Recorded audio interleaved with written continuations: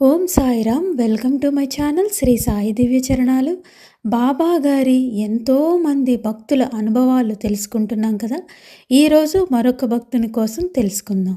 హరి వినాయక్ సాటే ఆనాటి బొంబాయి రాష్ట్రంలో డిప్యూటీ కలెక్టర్గా పనిచేస్తూ ఉండేవారు. అతనికి 44వ ఏట తన కూతురు కలిగిన తర్వాత భార్య మరణిస్తుంది. వంశం నిలుపుకోవడానికి మళ్ళీ పెళ్లి చేసుకోమని అతనిని ఆప్తులు, బంధువులు అందరూ ఒత్తిడి చేయసాగారు. అతనికి కూడా తన వంశం నిలబెట్టుకోవాలనే ఉండేది. కానీ తానా వయసులో మళ్ళీ పెళ్లి చేసుకుంటే మాత్రం కొడుకే పుడతాడని నిశ్చయమే ఉంది కనుక ఆ విషయంపై తనకి ఎవరైనా మహనీయులు హామీ ఇస్తే గాని పెళ్లి చేసుకోనని చెప్తారు హరి వినాయక్ సాటే.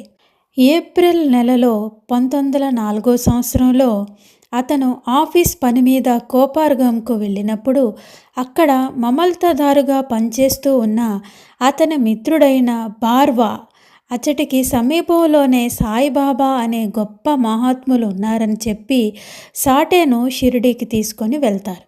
అతడు సాయిని దర్శించి ఆయన్నేమీ అడగకుండానే బయటకు వచ్చేశారు. తన వివాహ విషయం మీద తన మిత్రుడైన భార్వా అడిగితే సాయి అతడు పెళ్లి చేసుకుంటే ఆ భగవంతుడు మగబిడ్డను ప్రసాదిస్తారు అన్నారు.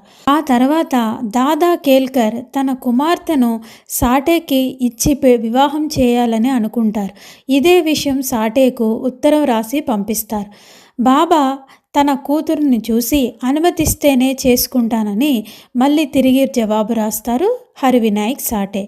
బాబా అంటే ఇష్టం లేక వాయి అనే ఊరిలో ఉన్న ఒక బ్రాహ్మణ సాధువును సంప్రదిద్దామని దాదా కేల్కర్ చెప్తారు. కానీ సాటే అంగీకరించలేదు.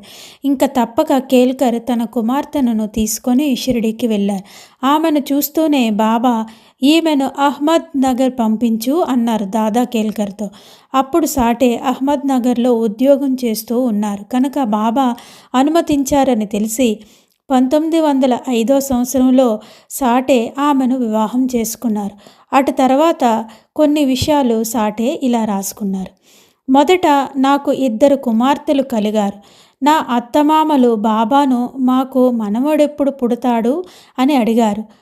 నేను భగవంతుణ్ణి ప్రార్థిస్తూ ఉన్నాను. ఆయన తప్పక ప్రసాదిస్తారు అన్నారు.